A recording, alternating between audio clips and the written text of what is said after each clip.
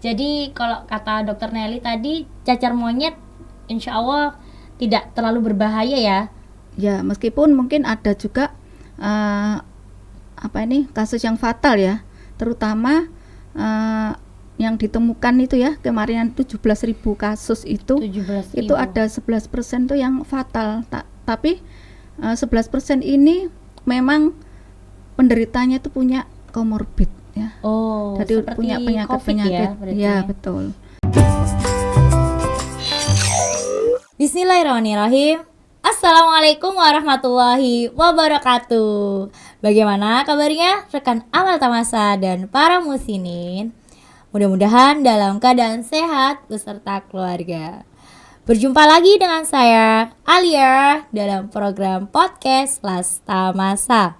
Kali ini kita akan membahas tentang cacar monyet bersama dengan pakarnya dari Rumah Sehat. Penasaran? Simak terus sampai selesai. Rekan Amal Tamasa dan para musinin, kali ini kita akan membahas tentang cacar monyet. Nah, di sebelah saya ini sudah hadir salah seorang pakar di dunia medis, Dr. Naili. Beliau adalah seorang owner dari Rumah Sehat Dr. Naili dan juga owner dari salah satu klub berkuda yang ada di Sidoarjo, yaitu Hanai Stable. Assalamualaikum Dr. Nelly. Waalaikumsalam, Mbak. Bagaimana kabarnya, Dok? Alhamdulillah sehat. Iya, tadi saya menyampaikan kepada para pemirsa bahwa Dr. Naili ini seorang pakar medis dan juga memiliki klub ya. Benar begitu ya, Dr. Naili ya? Benar. Iya. Bisa diceritakan, Dokter, kesibukannya saat ini? Ya, terima kasih, Mbak. Saat ini kesibukan saya selain sebagai praktisi kesehatan, juga sibuk sebagai ibu rumah tangga dengan 5 orang anak, dan juga punya usaha di bidang produk kesehatan ya, dan bidang olahraga sunnah ya, dimana bidang olahraga sunnah tadi dijadikan di satu klub gitu ya, namanya Hanai Equestrian Club gitu. Wah, keren ya. Seperti itu. Oh ya, Dr. Nelly, kali ini kita akan berbincang tentang cacar monyet nih, Dr. Nelly. Nah, di medsos, di tengah masyarakat sekarang itu sedang heboh-hebohnya gitu, cacar monyet. Dan yang saya dengar kemarin, cacar monyet itu sudah merambah ke Indonesia gitu, Dr. Nelly. Apakah memang seperti itu, Dokter? Mungkin saya jelasin dulu ya, cacar monyet itu apa. Mungkin pada penasaran tentang cacar monyet ini ya. Oh ya, mungkin boleh, di telinga kita suatu hal yang baru ya, namanya cacar monyet ya. Iya, tahu itu dari monyet atau seperti apa? Namanya cacar monyet ya. Kan pandangannya, wah ini cacar kok kayak monyet gitu ya. Padahal sebelumnya tuh emang sudah ada ya penyakit cacar itu ya. Iya. Tapi yang mungkin yang lagi viral begitu ya saat ini ya cacar monyet itu. Kenapa kok sekarang dikejutkan dengan berita itu ya? Karena memang di akhir Mei 2022 ini WHO sedang merilis bahwa dunia ini sedang terjadi darurat kesehatan global. Penyakit darurat. Cacar monyet. Ya, darurat cacar monyet. Kenapa ya, kok bisa menjadi darurat kesehatan? Karena memang kasusnya sedang meningkat ya. Oh, kasusnya sedang meningkat. Dan saat ini sudah ada 17.000 kasus dan terjadi di kurang lebih 81 negara. 81 negara, termasuk ya. Indonesia kah, Dr. Nelly? Nah, untuk di Indonesia beberapa hari yang lalu ditemukan 22 kasus, tapi suspek ya, masih suspek. Dan ternyata hasilnya hanya 1 yang terkonfirmasi positif dengan lab PCR. Gitu. Oh, begitu.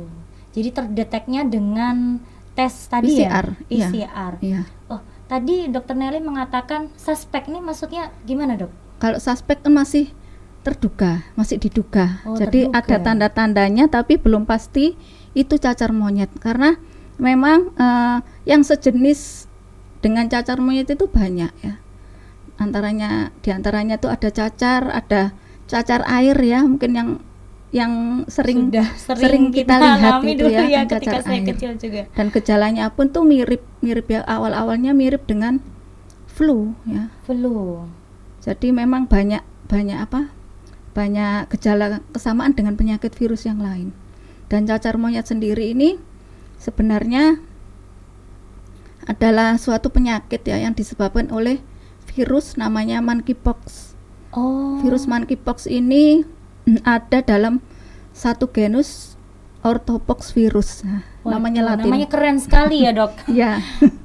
Itu juga satu genus juga sama penyakit cacar yang sudah mungkin terjadi ketika kita kecil. Mungkin dulu ada sering kan disuntik itu ya, vaksin cacar itu ya, Dok, ya? Nah, itu seperti itu, satu genus dengan virus yang ada di cacar monyet ini. Oh, begitu. Dan sebenarnya cacar monyet ini ditemukan pertama kali itu sudah sejak tahun 1958. Loh, 1958 di tapi Denmark. di Denmark. Ya. Dan memang awal ditemukannya cacar monyet ini memang ada di koloni kera. Yang waktu itu keranya itu dipakai untuk hewan percobaan. Hewan percobaan. Ya. Ternyata ketika dipakai percobaan menemukan gejala mirip cacar, ya makanya dinamakan cacar monyet. Seperti itu. Gitu. Kemudian di tahun 1970 baru ditemukan di manusia. Seperti itu. Oh, begitu jadi, ya. Jadi memang sudah lama cacar Sebenarnya monyet sudah itu lama ya, Dok, sudah ya? lama. Cuma waktu itu memang terjadinya itu hanya di negara endemis ya. Negara endemis itu di daerah negara Afrika Barat dan Afrika Tengah. Oh, iya. Tapi pertama kali ditemukan di Kongo. Di Kongo, Ya, Afrika. Afrika. Tapi akhir-akhir ini ya, Iya. kurang lebih sekitar tahun 2017 Ya. sampai sekarang sudah merambah di negara-negara non endemis seperti Amerika Serikat, Eropa, sampai negara ASEAN. ASEAN itu ya. Termasuk Indonesia ini, Dok. Indonesia kemarin yang ditemukan Yang itu baru tadi suspek, ya. baru suspek dan hanya satu yang terkonfirmasi positif. Oh, seperti Gitu. itu. Jadi kalau tadi merujuk dari pendapatnya Dokter Nelly tadi, bahwa cacar monyet ini sebenarnya bukan suatu hal yang baru sebenarnya ya. Betul. Kemudian berkembang karena memang ditemukan di beberapa negara yang tadinya endemik ya. Ya, Kemudian karena sekarang sudah menjalar Iya. ke negara-negara non-endemik. Mungkin juga karena riwayat perjalanan ya, atau hewan-hewan impor. Karena memang cacar monyet ini termasuk penyakit yang zoonosis. Ya, zoonosis itu maksudnya penyakit yang bisa ditularkan dari hewan ke manusia. Oh, begitu. Ya, makanya bisa ditularkan ketika ada impor hewan, mungkin dari negara yang endemis menuju ke negara yang non endemis, atau dari manusianya ya, riwayat perjalanan. Oh, begitu. Ya, sehingga menyebar ke negara-negara yang lain. Begitu. Iya. Jadi penyebabnya ini virus ya, Dok ya? Betul. Nah, virusnya ini lompat atau bagaimana ya, Dok ya? Ya, itu nanti penularannya itu bisa saya jelaskan penularannya juga ya. Oh, iya, boleh, Dok. Jadi penularan dari virus cacar monyet ini ya, itu bisa melalui beberapa cara ya. Yang pertama dan utama ini kontak kulit dengan kulit. Kulit dengan kulit. Kulit penderita maksudnya ya. Nah, ini benar ya, kalau misalkan di di Islam itu diajarkan bahwa kita harus benar-benar bisa menjaga batasan itu kan dan sebagainya itu. Nah, salah satunya seperti ini ya. Kulit biasa. Ya, utamanya pada penderita ya. Penderita. Tapi kalau orang sehat sama sehat sih nggak apa-apa kan salaman. Oh iya, nggak apa-apa ya, benar. Tapi kalau sama penderita ya, ini dihindarkan aja kontak kulit dengan kulit.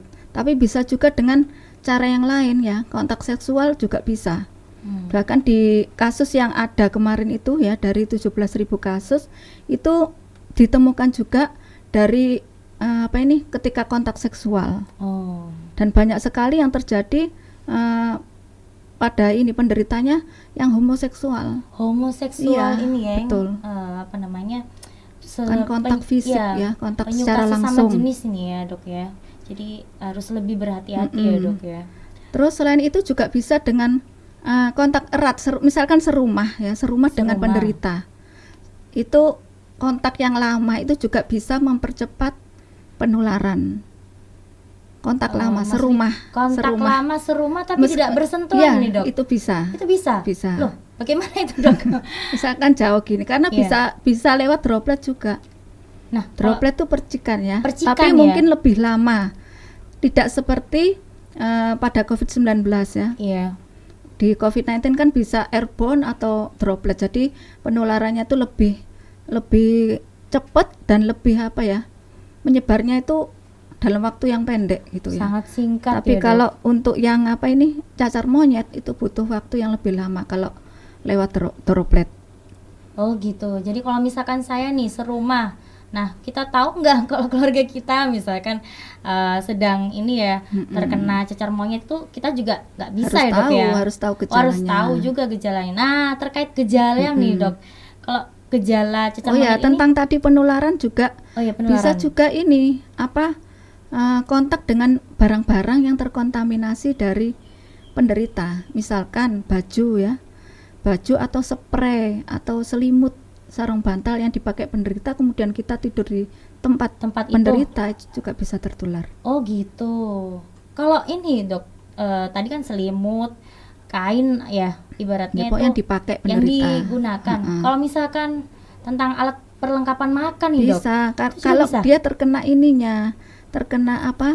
Aduh. daerah lesinya, entah nanahnya, cairan tubuh penderita, darah atau keropengnya ya. Kan ada keropeng yang kering-kering itu bisa. Dari barang-barang yang dipakai oleh penderita bisa menularkan ke orang lain, seperti itu. Sebegitu bahayanya ya dok ya. Sebenarnya enggak seberapa bahaya kayak COVID sih, karena kan butuh waktu yang lama untuk bisa menularkan. Dan bergantung dari kondisi tubuh juga. Betul. Semakin imunnya semakin bagus, virusnya akan tidak ganas seperti itu. Oh gitu. Kalau dibandingkan dengan virus COVID-19 ini dok, tadi kan dokter Nailin mengatakan bahwa ini jaraknya itu bukan singkat ya, artinya butuh beberapa waktu gitu. Ketika kita terkena cacar monyet, kemudian daya tahan tubuh kita tidak kuat gitu, kemudian itu bisa berdampak buruk dan keluar ini ya tanda-tanda cacar monyet seperti itu. Nah, kalau seperti itu dok, sebenarnya apa yang harus kita lakukan dok? Ya kalau untuk mencegahnya maksudnya ya? Iya untuk mencegahnya. Untuk mencegahnya yang pertama kita menjaga imunitas kita ya, itu sangat-sangat penting ya. Menjaga imunitas tubuh kita itu bisa dengan beberapa cara ya, dengan menjaga fisik kita ya, yang kedua menjaga psikisnya, kemudian yang ketiga menjaga spiritual, itu yang paling penting ya. Menjaga fisik kita bisa dengan asupan pola makan yang sehat. Ya.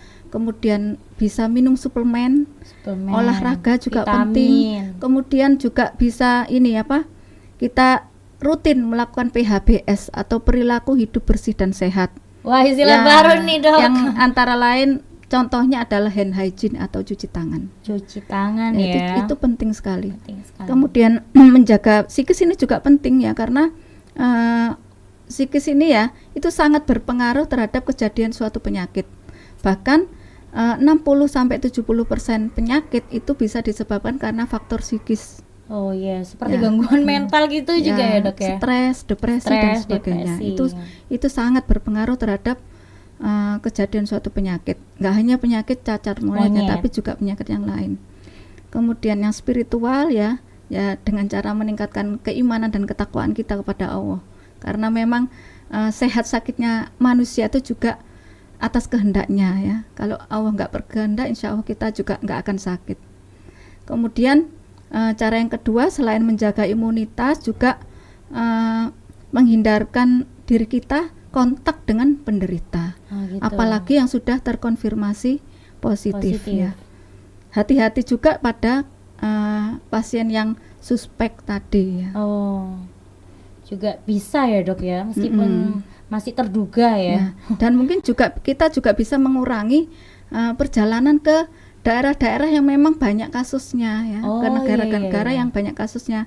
Seperti saya sebutkan tadi yang terkonfirmasi positif kemarin ya, itu orang Jakarta, itu beliau baru bepergian dari Eropa. Setelah itu pulangnya terkena cacar monyet itu. Dan itu sampai merah-merah gitu bentol-bentol ya, Dok? Awalnya di wajah ya. Di wajah. Paling banyak kasus tuh 95% di wajah. Selanjutnya yang 75% di telapak tangan sama telapak kaki. Bahkan di alat genital.